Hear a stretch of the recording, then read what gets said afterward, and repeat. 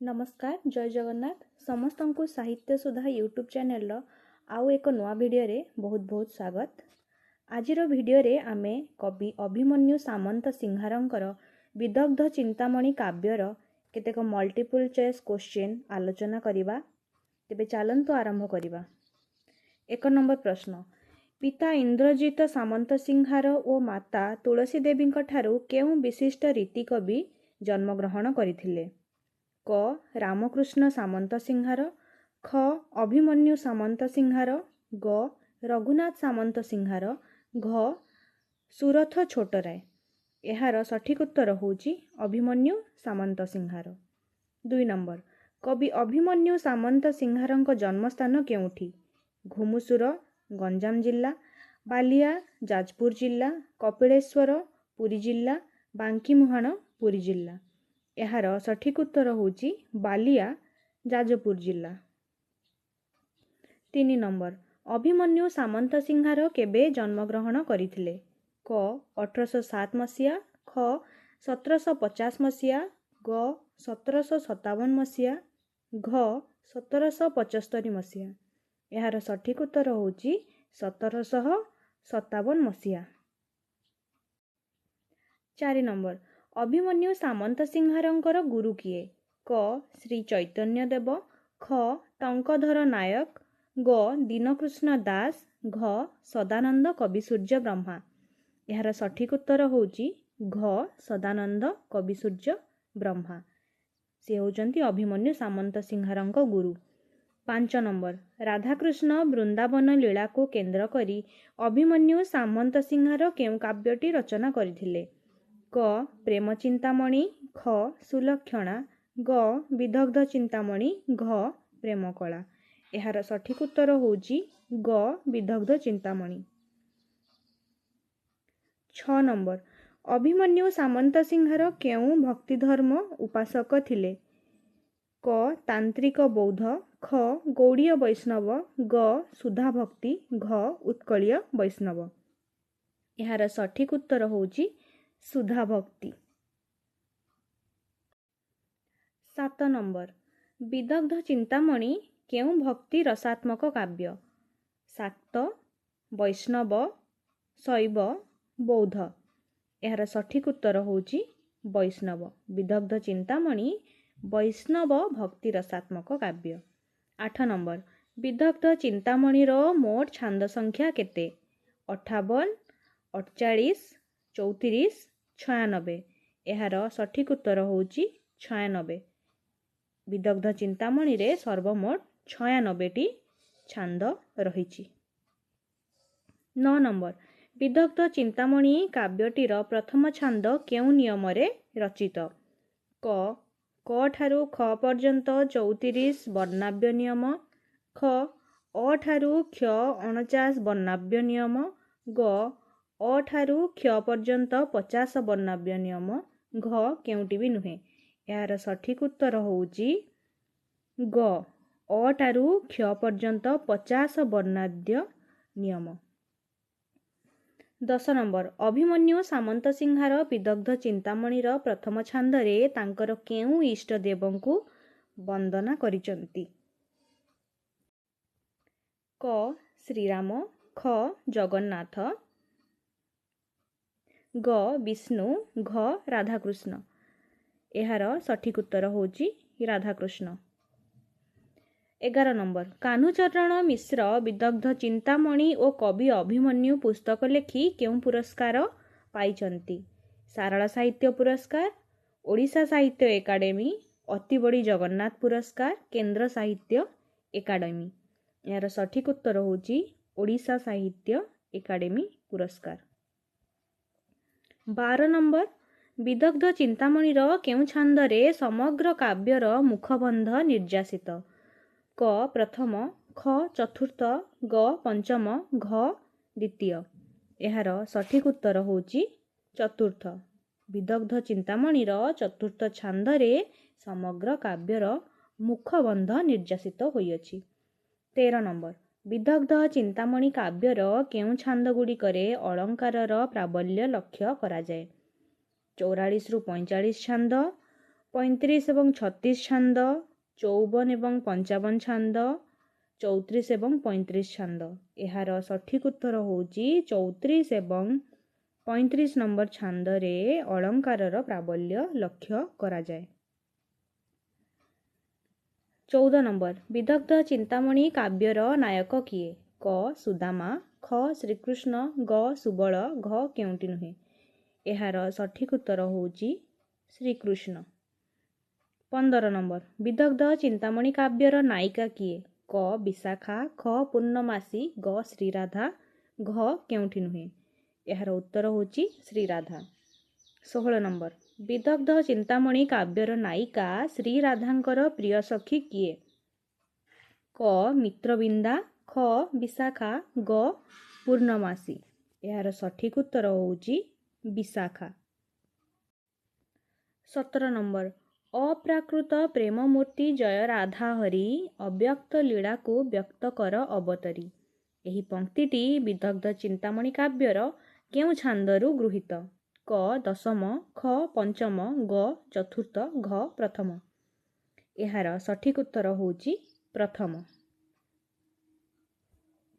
18 number ବିବେକ ଗ୍ରାହକ କୋଟି ଆୟୁ ଘେନି, ବଞ୍ଚିଥିଲେ କବି କବିତ୍ୱ କି ହେବ ମ୍ଳାନି ହେ। ଏହି ପଂକ୍ତିଟିରେ ବିବେକ କେଉଁ ଅର୍ଥରେ ପ୍ରୟୋଗ କରାଯାଇଛି? କ ପଣ୍ଡିତ, ଖ ବ୍ରାହ୍ମଣ, ଗ ମୂର୍ଖ, ଘ ରସିକ ପାଠକ ବା ବିବେକୀ। ଏହାର ସଠିକ୍ ଉତ୍ତର ହେଉଛି ରସିକ ପାଠକ ବା ବିବେକୀ ଅର୍ଥରେ ପ୍ରୟୋଗ କରାଯାଇଛି। 19 ନମ୍ବର ଏ ଉତ୍ତାରୁ ଶିବିଦୂଷ ସାବଧାନେ ଘେନ ରସ, ନିଶିମୁଖ ଆଗମନ ଦିବସ ଶେଷ, ବାରୁଣୀ ବିଳାସୀ ରବି ପୂର୍ବେ ଉଦେ ଶଶି ଛବି, ରଙ୍ଗିମା ଶୁକ୍ଳିମା ମନୋହର ପ୍ରକାଶ, ସହଜରେ ଶରଦ କାଳ, ଋତୁ ମୁଖଜତ ତିଥି ମିଶି ମଞ୍ଜୁଳ। ଏହି ପଦରେ କେଉଁ ରାଗର ପ୍ରୟୋଗ ହୋଇଛି? କ କଲ୍ୟାଣହାରୀ, ଖ ମଙ୍ଗଳ, ଗ ଚୋଖୀ, ଘ ଚନ୍ତାକା ମୋଦି। ଏହାର ସଠିକ୍ ଉତ୍ତର ହେଉଛି ଏଥିରେ ଚୌଖୀ ରାଗର ପ୍ରୟୋଗ ହୋଇଛି। 20 ନମ୍ବର ବିଦଗ୍ଧ ଚିନ୍ତାମଣି କାବ୍ୟର କାବ୍ୟପୁରୁଷ କିଏ? କ ଶ୍ରୀକୃଷ୍ଣ, ଖ ବଳରାମ, ଗ ସୁଦର୍ଶନ, ଘ ଜଗନ୍ନାଥ।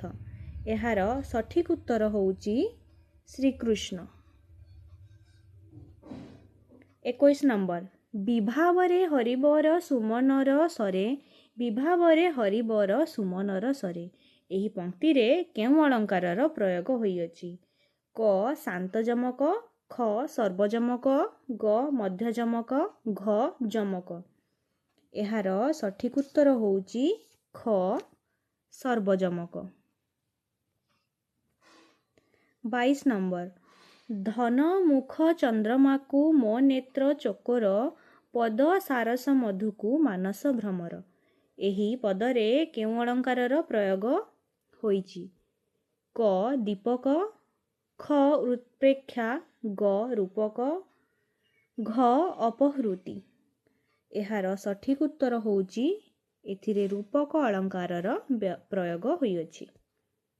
23 ନମ୍ବର ଅନଳ ନୁହଇ ଦେହ ଦହଇ, ଅସ୍ତ୍ର ନୁହଇ ମରମ ଭେଦଇ, ନୁହଇ ତ ଜଳ ବୁଡ଼ାଏ କୂଳ, ନୁହଇ ମାଦକ କରେ ବିହ୍ୱଳ, ନୁହଇ ବଡ଼ସି ବଳେ ମନ ମୀନ ନିଏ ଆକର୍ଷି।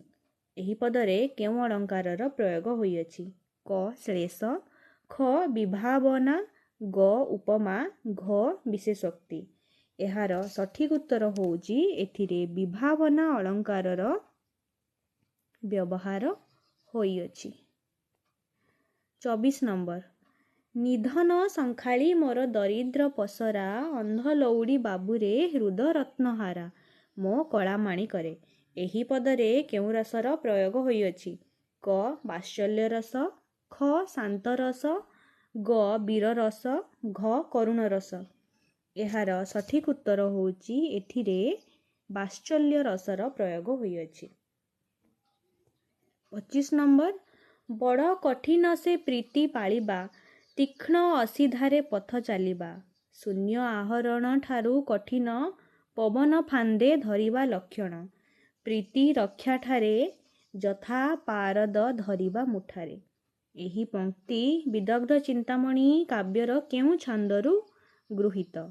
ଏହାର ସଠିକ୍ ଉତ୍ତର ହେଉଛି 39 ଛାନ୍ଦ। 26 ନମ୍ବର। କହ ପିରତି କି ଜାତି ପଦାର୍ଥ କାହୁଁ ଏ ଅଇଲା କେଉଁ ଦଇବ ଏହା ଭିଆଇଲା। ଏହି ପଂକ୍ତି ବିଦଗ୍ଧ ଚିନ୍ତାମଣି କାବ୍ୟର କେଉଁ ଛାନ୍ଦରୁ ପରିଗୃହୀତ? କ ଷଷ୍ଠ, ଖ ଏଗାରଶ, ଗ ଅଷ୍ଟମ, ଘ ଦଶମ। ଏହାର ସଠିକ୍ ଉତ୍ତର ହେଉଛି ଏହା ଦଶମ ଛାନ୍ଦରୁ ଆସିଅଛି। 27 ନମ୍ବର। ବିଦଗ୍ଧ ଚିନ୍ତାମଣିର ପ୍ରଥମ ଛାନ୍ଦଟି କେଉଁ ରାଗରେ ରଚିତ? କ ଗୁଜ୍ଜରୀ, ଖ ମଙ୍ଗଳାଶ୍ରୀ, ଗ ମଙ୍ଗଳ, ଘ ରାମକେଳି। ଏହାର ସଠିକ୍ ଉତ୍ତର ହେଉଛି ଏହା ମଙ୍ଗଳ ରାଗରେ ରଚିତ। 28 ନମ୍ବର। କୃଷ୍ଣଙ୍କ ବାଲ୍ୟ ପୌଗଣ୍ଡ ଲୀଳା ବିଦଗ୍ଧ ଚିନ୍ତାମଣି କାବ୍ୟର କେଉଁ ଛାନ୍ଦରେ ବର୍ଣ୍ଣିତ? କ ପଞ୍ଚମ, ଖ ତୃତୀୟ, ଗ ଦ୍ୱିତୀୟ, ଘ ଚତୁର୍ଥ। ଏହାର ସଠିକ୍ ଉତ୍ତର ହେଉଛି ଦ୍ୱିତୀୟ ଛାନ୍ଦରେ ବର୍ଣ୍ଣିତ। ବିଦଗ୍ଧ ଚିନ୍ତାମଣି କାବ୍ୟର ସମଗ୍ର ଦ୍ୱିତୀୟ ଛାନ୍ଦଟି କେଉଁ ଅଳଙ୍କାରରେ ବିଶୋଭିତ? କ ମଧ୍ୟଯମକ, ଖ ଆଦ୍ୟଯମକ, ଗ ପ୍ରାନ୍ତଯମକ, ଘ ସର୍ବଯମକ। ଏହାର ସଠିକ୍ ଉତ୍ତର ହେଉଛି ଦ୍ୱିତୀୟ ଛାନ୍ଦଟି ଆଦ୍ୟଯମକ ଅଳଙ୍କାରରେ ବିଶୋଭିତ। 30 ନମ୍ବର। ବିଦଗ୍ଧ ଚିନ୍ତାମଣି କାବ୍ୟର କେଉଁ ଛାନ୍ଦରେ କୃଷ୍ଣଙ୍କ କୈଶୋର ବର୍ଣ୍ଣନା ହୋଇଛି? ତୃତୀୟ ଛାନ୍ଦ, ଦ୍ୱିତୀୟ ଛାନ୍ଦ, ଚତୁର୍ଥ ଛାନ୍ଦ, ପଞ୍ଚମ ଛାନ୍ଦ। ଏହାର ସଠିକ୍ ଉତ୍ତର ହେଉଛି ତୃତୀୟ ଛାନ୍ଦରେ କୃଷ୍ଣଙ୍କର କୈଶୋର ବର୍ଣ୍ଣନା ହୋଇଅଛି। ବିଦଗ୍ଧ ଚିନ୍ତାମଣି କାବ୍ୟର ତୃତୀୟ ଛାନ୍ଦଟି କେଉଁ ରାଗରେ ରଚିତ? ବସନ୍ତ କରାଡ଼ି, ରସକୋଇଲା, ଗୁଜ୍ଜରୀ, କଳହଂସ କେଦାର। ଏହାର ସଠିକ୍ ଉତ୍ତର ହେଉଛି ଖ ରସକୋଇଲା। 32 ନମ୍ବର। ବିଦଗ୍ଧ ଚିନ୍ତାମଣି କାବ୍ୟର ତୃତୀୟ ଛାନ୍ଦଟି ସମ୍ପୂର୍ଣ୍ଣ ଭାବେ କେଉଁ ଅଳଙ୍କାରରେ ରଚିତ? କ ମଧ୍ୟଯମକ, ଖ ପ୍ରାନ୍ତଯମକ, ଗ ଯମକ, ଘ ଅନ୍ତ୍ୟାନୁପ୍ରାସ। ଏହାର ସଠିକ୍ ଉତ୍ତର ହେଉଛି ଅନ୍ତ୍ୟାନୁପ୍ରାସ। ତୃତୀୟ ଛାନ୍ଦଟି ସମ୍ପୂର୍ଣ୍ଣ ଭାବେ ଅନ୍ତ୍ୟାନୁପ୍ରାସ ଛାନ୍ଦରେ ଅଳଙ୍କାରରେ ରଚିତ। 33 ନମ୍ବର। ଶ୍ରୀରାଧାଙ୍କ ଜନ୍ମାଦି ଲକ୍ଷଣ ବିଦଗ୍ଧ ଚିନ୍ତାମଣି କାବ୍ୟର କେଉଁ ଛାନ୍ଦରେ ବର୍ଣ୍ଣିତ? ଷଷ୍ଠ, ତୃତୀୟ, ଚତୁର୍ଥ, ପଞ୍ଚମ। ଚତୁର୍ଥ ଛାନ୍ଦରେ ଶ୍ରୀରାଧାଙ୍କ ଜନ୍ମାଦି ଲକ୍ଷଣ ବର୍ଣ୍ଣିତ। 34 ନମ୍ବର।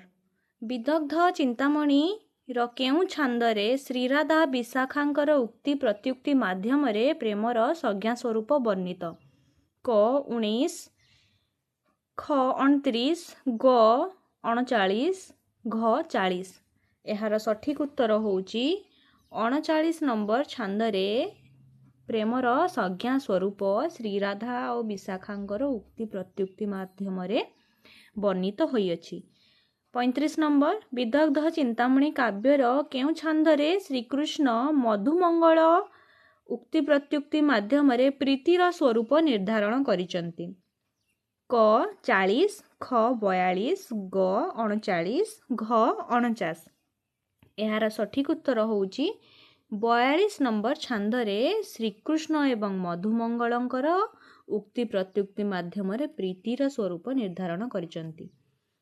39 ଛାନ୍ଦରେ ଶ୍ରୀରାଧା ଏବଂ ବିଶାଖାଙ୍କର, 42 ନମ୍ବର ଛାନ୍ଦରେ ଶ୍ରୀକୃଷ୍ଣ ଏବଂ ମଧୁମଙ୍ଗଳଙ୍କର ଉକ୍ତି ପ୍ରତ୍ୟୁକ୍ତି ବର୍ଣ୍ଣିତ ହୋଇଅଛି। 36 ନମ୍ବର। ବିଦଗ୍ଧ ଚିନ୍ତାମଣି କାବ୍ୟର କେଉଁ ଛାନ୍ଦରେ ପ୍ରେମତତ୍ତ୍ୱ ଲକ୍ଷଣ ପ୍ରତିପାଦିତ? କ 72, ଖ 90, ଗ 94, ଘ 96। ଏହାର ସଠିକ୍ ଉତ୍ତର ହେଉଛି 94ତମ ଛାନ୍ଦରେ ପ୍ରେମତତ୍ତ୍ୱ ଲକ୍ଷଣ ପ୍ରତିପାଦିତ ହୋଇଅଛି। ଏତିକିରେ ଆଜିର ଆଲୋଚନାଟିକୁ ଆମେ ଶେଷ କରିବା। ଯଦି ଆପଣମାନଙ୍କୁ ଭିଡ଼ିଓଟି ଭଲ ଲାଗିଛି ତେବେ ନିହାତି ଭାବରେ ଲାଇକ୍, ସେୟାର ଏବଂ ଚ୍ୟାନେଲଟିକୁ ସବସ୍କ୍ରାଇବ୍ କରିଦେବେ ଏବଂ ଭିଡ଼ିଓଟି କେମିତି ଲାଗିଲା ନିହାତି କମେଣ୍ଟ ମାଧ୍ୟମରେ ଜଣାଇବେ। ଜୟ ଜଗନ୍ନାଥ।